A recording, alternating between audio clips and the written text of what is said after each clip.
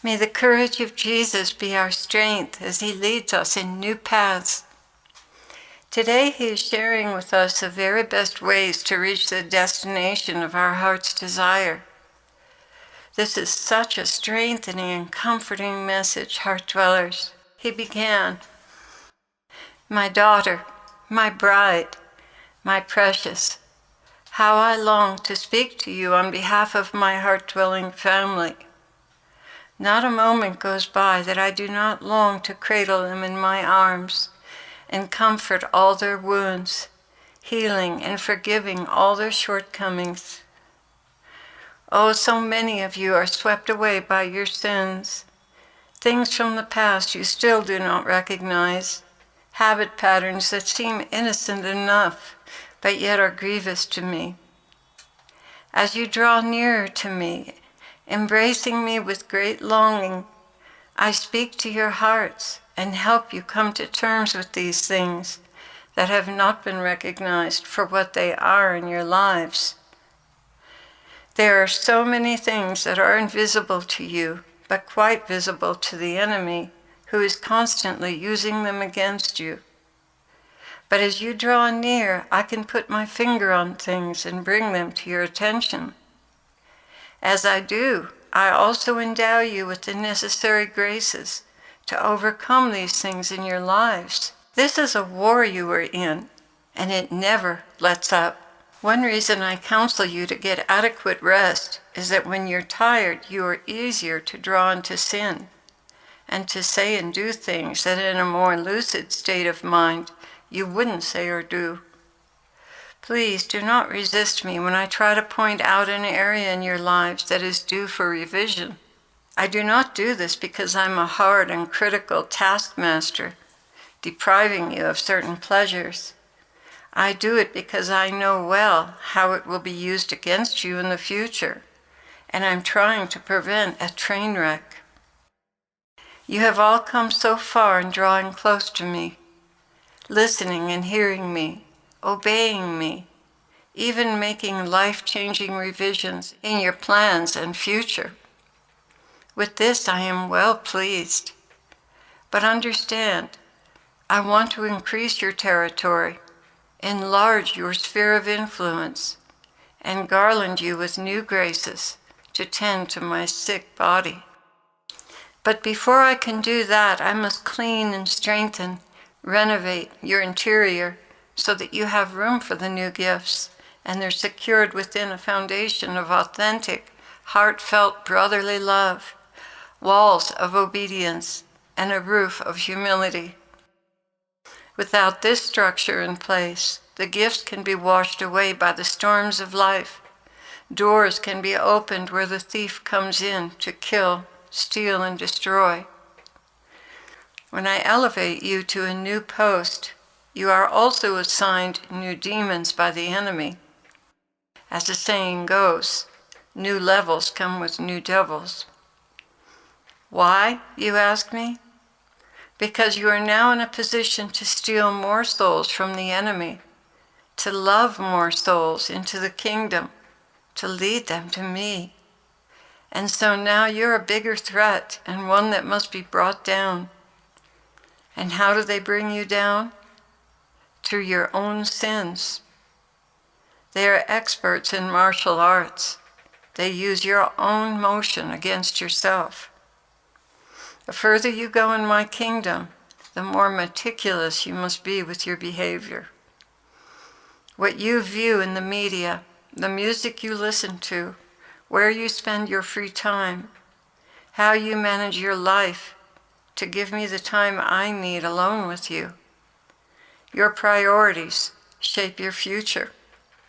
What you put first and what you put last tells the whole story of the condition of your soul and how much grace you'll be capable of maintaining, or how much grace you will easily let slip from your hands because you're not walking in sufficient virtue to protect it.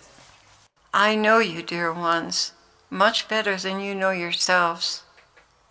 I know how much temptation you can withstand before you give in to compromise and sin. I also know what in the long run will bring the true and lasting joy you seek. And you have given me permission to shape you. So I lead you along the path that will most efficiently and solidly bring you to your deepest heart's desire and destination.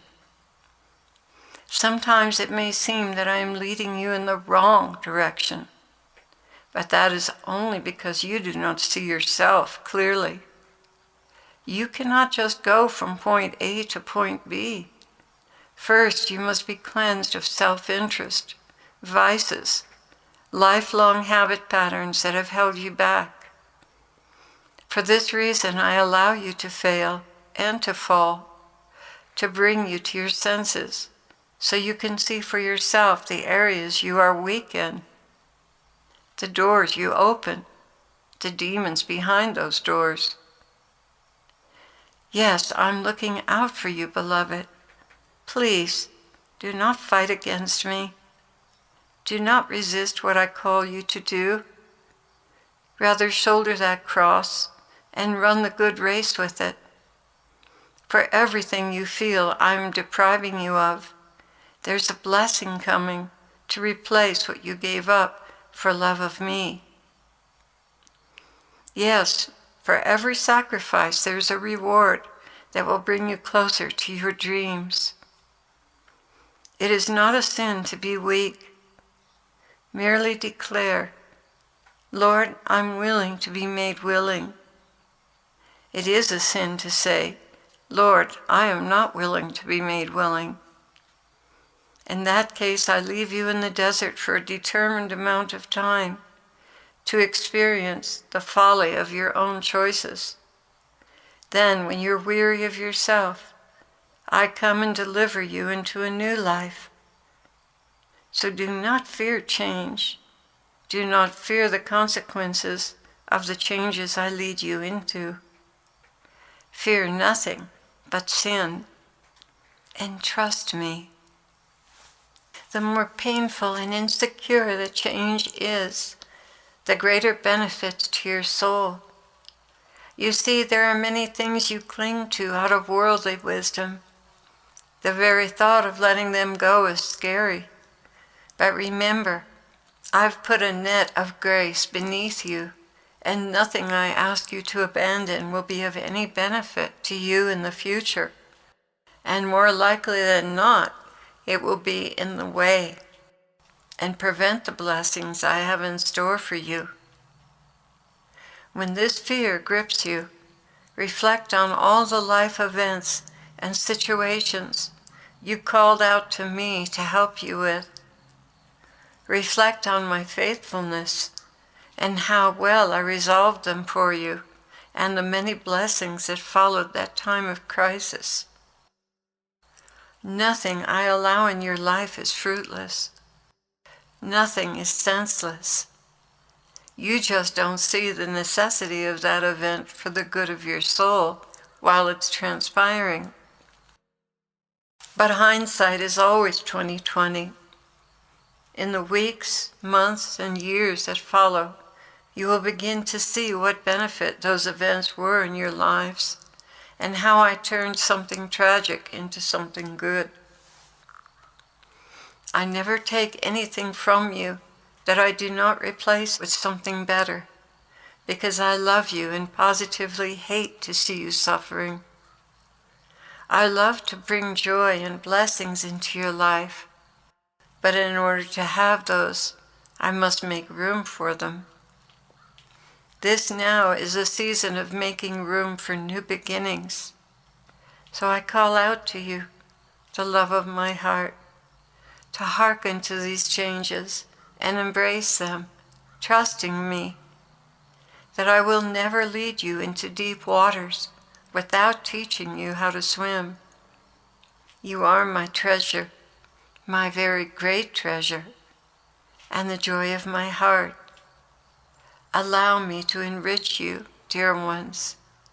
Follow me in complete abandonment and trust.